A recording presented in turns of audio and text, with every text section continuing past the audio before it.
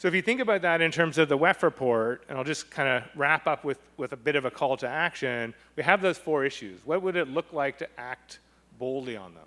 So just take digital skills, for one.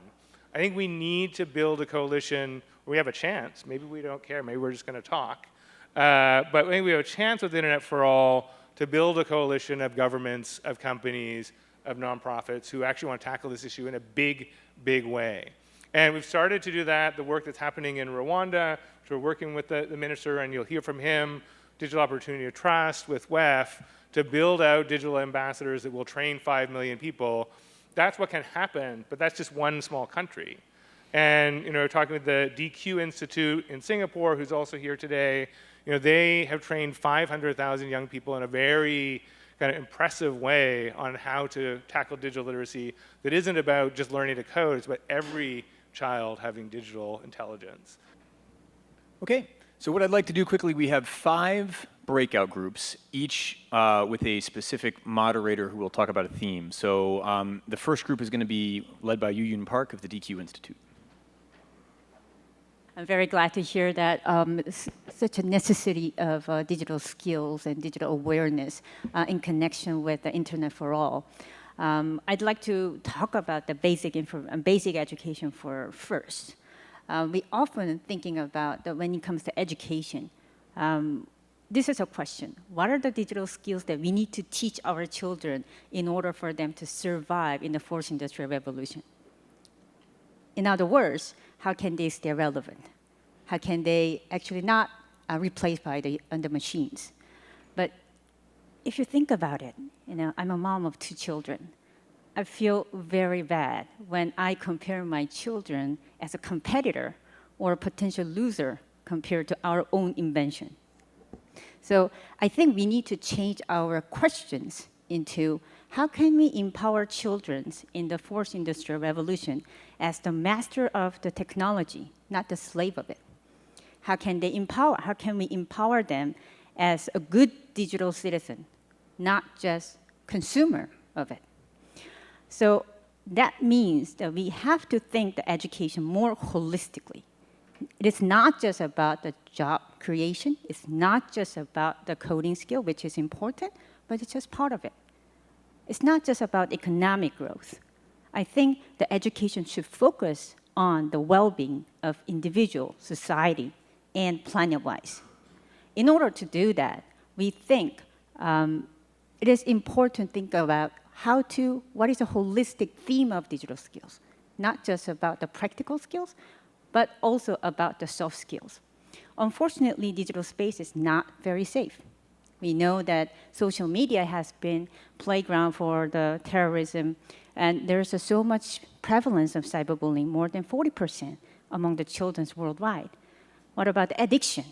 And what about the privacy invasions? So Internet for All is very relevant to address this online safety as well. Because when we observed the fast growth of Internet penetration of 20% to 100% within a year, then children are left alone in this vast digital world without much of protection. So I'd like to think about what is the holistic things we want to teach children. I think it is most important to teach them about the discernment and critical thinking and how they understand about digital world, how they live in the digital world.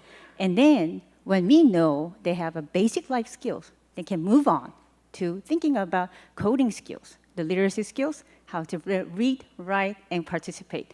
In order to do that, we are launching also the global movement and coalition approach together with the World Economic Forum, Mozilla Foundation, and others. If anyone interested in this topic, please come and join in this discussion. Thank you. We had a merger of groups during the breakout. So the 5th group and the 1st group realized they had a lot in common, and so decided to join forces. So we're just going to ask one of their leaders to present on the outcome. So Yuhyun.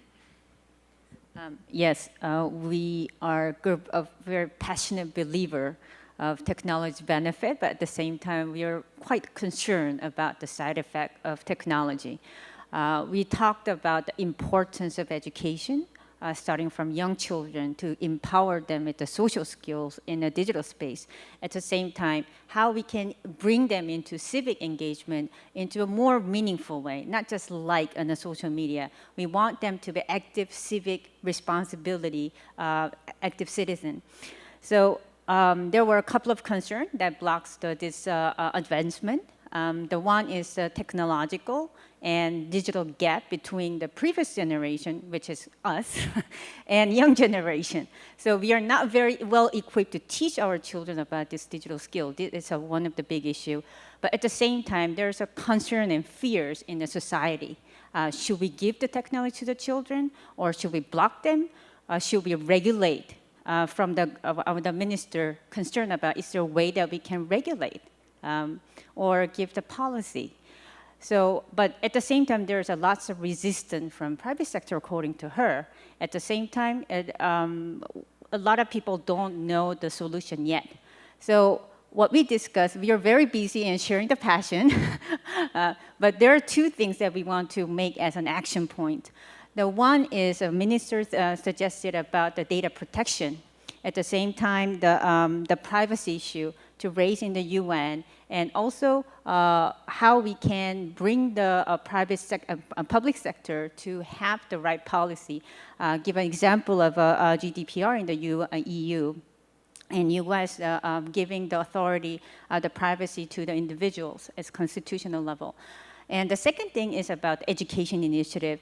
We are running a DQ Every Child for empowering young children, 8 to 12 years old, with the right digital skills and citizenship skills to all around the world. So we are trying to set a global standard for the digital citizenship and digital skills for that. So we are inviting all of you to our education initiative in every regard. Thank you.